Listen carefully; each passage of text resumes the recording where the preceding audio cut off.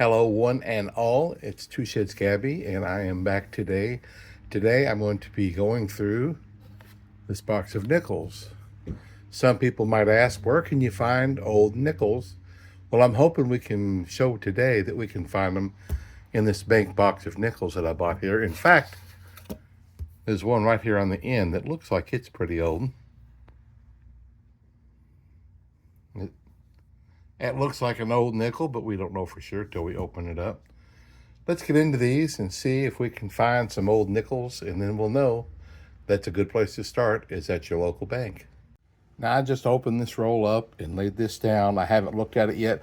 I must say, it don't seem like it's quite as old now that I've got it out of the roll as it did, but it still might be old. 1964. One of the most common nickels there ever was. Now, I am 64 years old. I know. And I was born 1960. And so, to me, anything that's older than me is pretty old. So, I keep all the nickels that I find that are 1959 and older. And I just take them. I've got a couple of nickel book folders that I try to fill. In fact, I've got 3 of them. Not to mention an old Indian head nickel book that I just got recently. But I'm trying to fill them up. But other than that, I just take these old nickels and I roll them up when I get the roll. I like to separate them out a little bit. I put all the 1950s in a roll, all the 1940s in a roll, and then 1938 and 39 were the first 2 years of the Jefferson nickel. So when I finally gather up 40 of them, then I put those in a row. But it takes a lot longer to get a roll of them. Of course, I like to find Indian head nickels. They're a lot of fun, especially the ones that have a date on them. And I like to find, most of all, because I like silver, 1942 to 1945. And they'll have the big letter on the back like this one right here, a P or a D or an S. And that means it was made during the wartime and it's silver. All the 43, 44, and 45s will have that big letter, but only some of the 42s because they started doing it sometime during the year. So the first part of the 1942, they didn't have that. Also, what I look for is a 2009 because those are low mintage. And now the 2024s. Turns out they didn't make many of those. And so they're pretty popular right now. I've only found one of them. I found a couple of 2009s, but so far I've only found one 2024. Maybe we'll find one in this box. Who knows?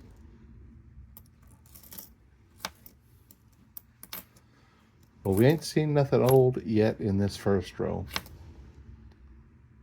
but we've got a lot of rows to go.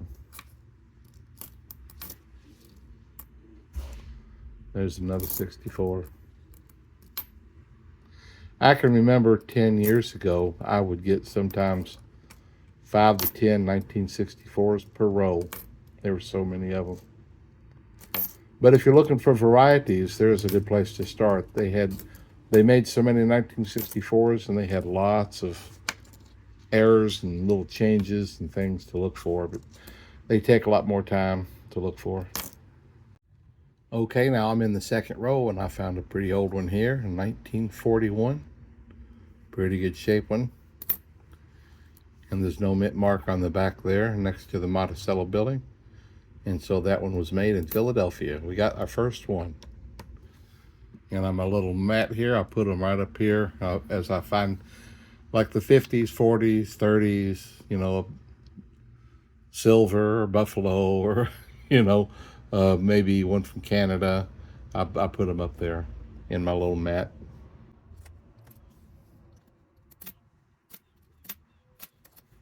So I bought this bag of gold dirt, and I had found pay gold dirt because I'm practicing to take a trip. I'm practicing because I'm taking a trip to do some gold panning in a couple of weeks. And right at the beginning, I found some nice specks of gold. I can find my little bottle here. Well, I'll show it to you next time.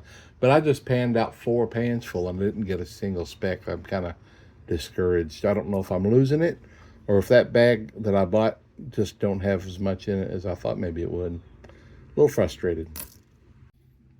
Oh man, folks, this is nice. I'm in my 4th row and I've already found a silver. This one was Philadelphia. How cool. Let's see what year it is.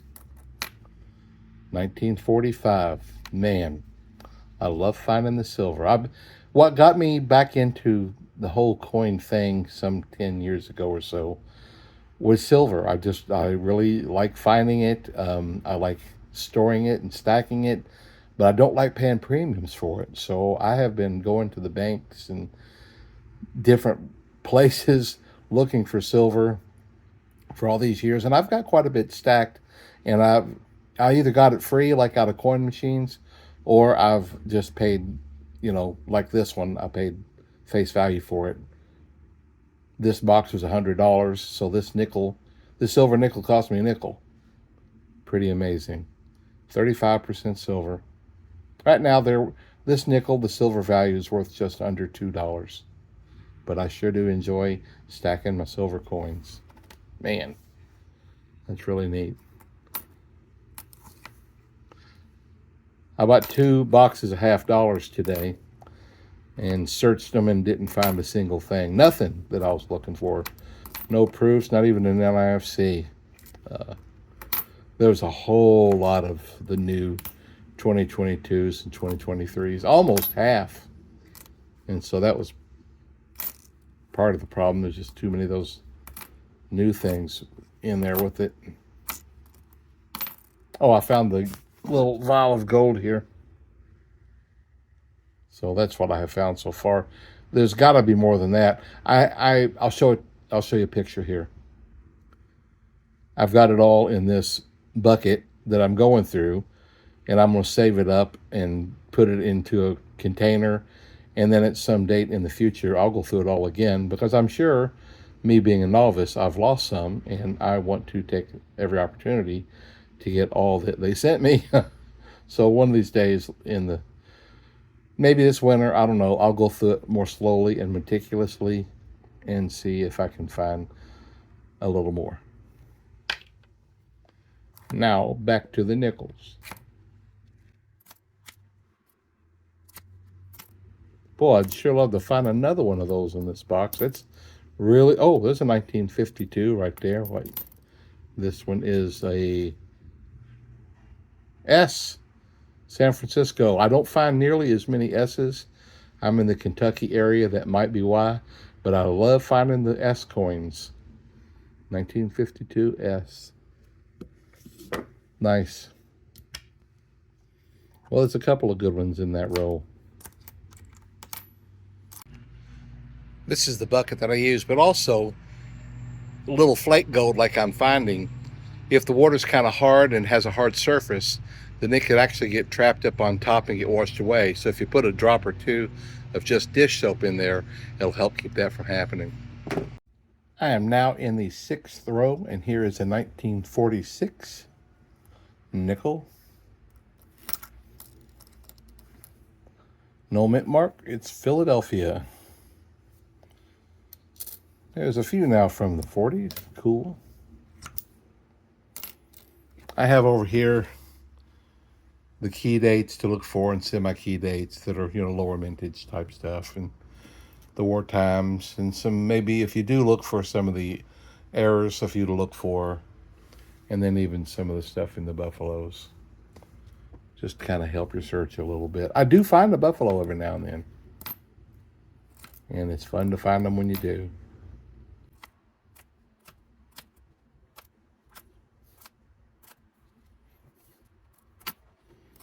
Well, I'd like to find a 2024.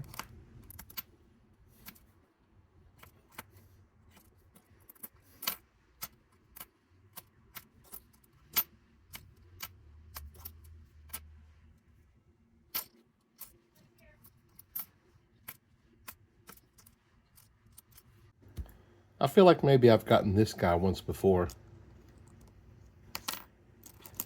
It looks very similar.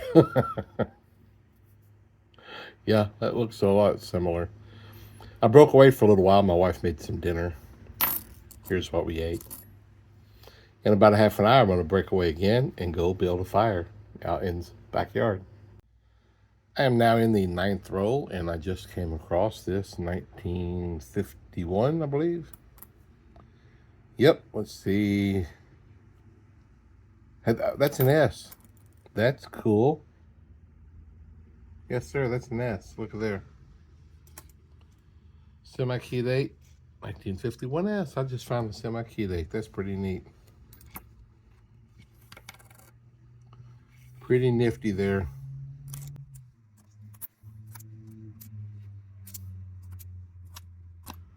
It's fun to find those. I've got some new nickel books. Oh, there's a 1947 even. Philadelphia. Neat.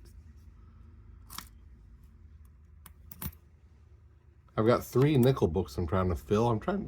No, I think all my new books was penny books and the Buffalo nickel book. But I do have 3 of the Jefferson nickel books that I'm still working on, and I will check to see if the 51S will fit into any one of those. Here directly.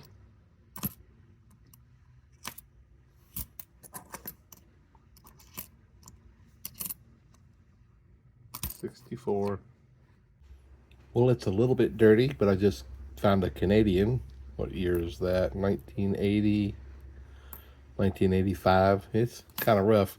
I have a pretty big bag of Canadian clad coins. I keep all the copper pennies rolled away separately than my U.S. pennies. But I do have collections of the Canadians as well. But I also have just a big bag I keep of my Canadian coins. It's getting to be several pounds. I told my wife the other day we're almost ready for a trip to Canada with all of it. Not true. I don't have a passport anymore. Mine expired. And that 51S, I checked my Jefferson nickel books, all 3 of them, and I don't need it. I've already got it in all 3.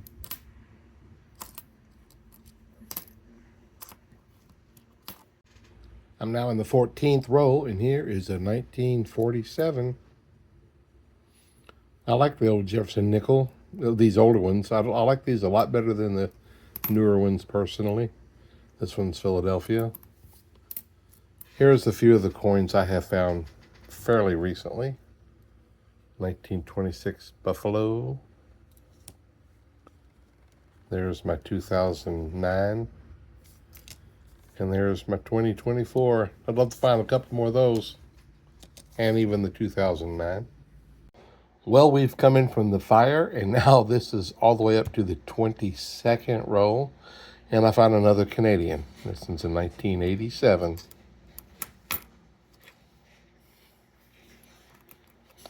It's 2 Canadians. Oh, a few rows back I did find a 56. And it's a Denver. Okay. Oh, there's a 57. There's another keeper. I have a almost complete box, this size $100 box, full of rolls of these older coins, along with my 3 Jefferson books I'm filling. In that box that's almost full, there's also a couple of rolls of Indian head, but most of those don't have a date, because lots of them you find don't have dates, unfortunately. Been worn off.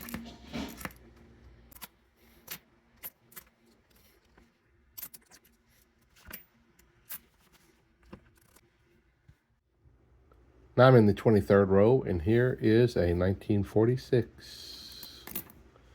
That one is a Philadelphia. Another one from the 40s. That's cool. Hope I get a 38 or 9. It'd be great if it was a D or an S, because it's hard to find those. I have quite a few Philadelphia, but not very many at the D and S.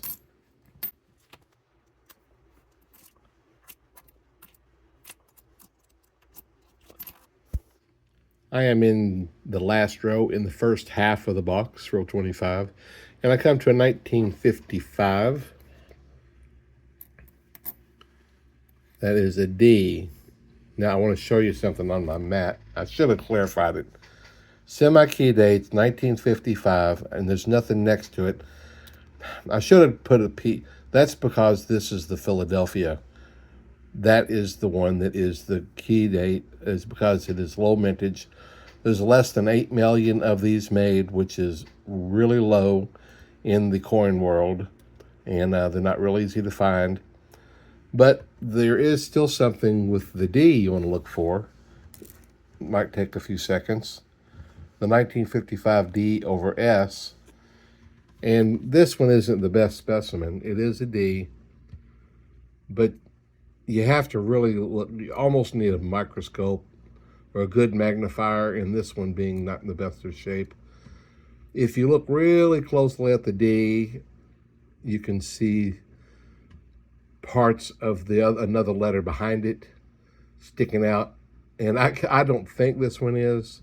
I might look at it through my little Tom Love over there, but I don't think this one is. But that's something you might just want to check for when you, because you do come across quite a few of these 55Ds, and you might as well check. But in this condition, if it did have the D over S, you'd probably only get about $15 for it on eBay, because it's not in great condition.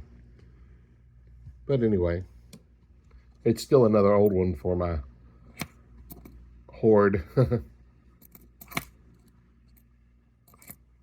Oh, there's a 48. Let's see if it's an S. It is a D. There's another one. Okay, that's cool. They're stacking up over there. The old nickels. Well, it'd be fun to find a buffalo in this box. That's an old nickel. I just came upon another 48. Let's see if this one happens to be an S. It is not. This one's Philadelphia. Stack that one over there. Here's, oh, let me move my light. This is one that I actually found. It's a Liberty head or V nickel, and they were made between 1883 and 1913. And I actually found this one in a box. It was an ender. That was a pretty fun one. And right here is a wartime silver that I found as an ender. I sell these mats. I sell a few of them. I'll put a link to it below if you're interested.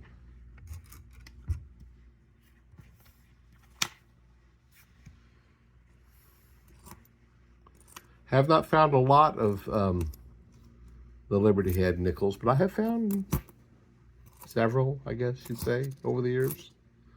It's always fun to find them.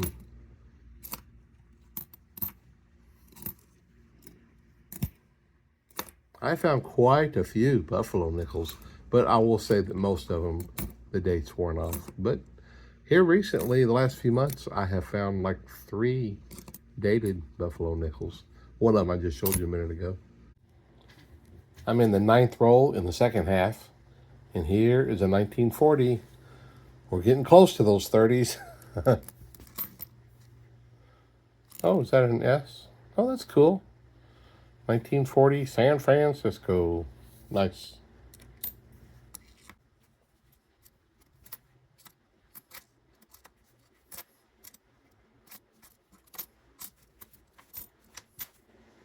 Oh, 1948. Is it an S?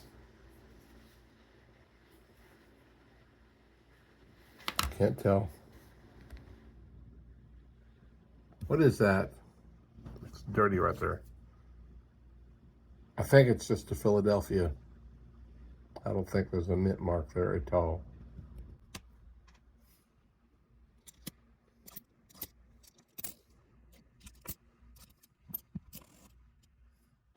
Well, folks, I went through a lot of rolls and didn't find anything. I finally come to a 1958. It is a D.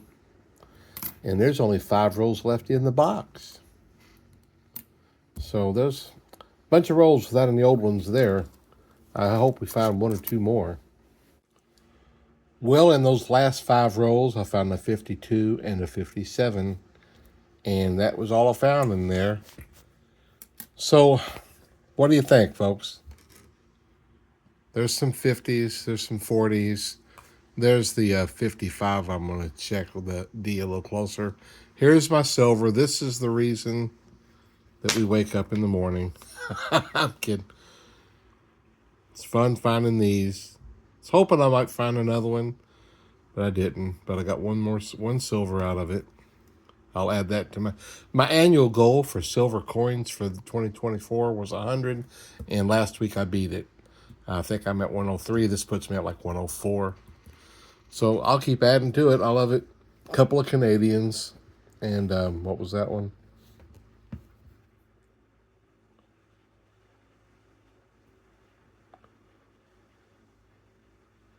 I don't remember why.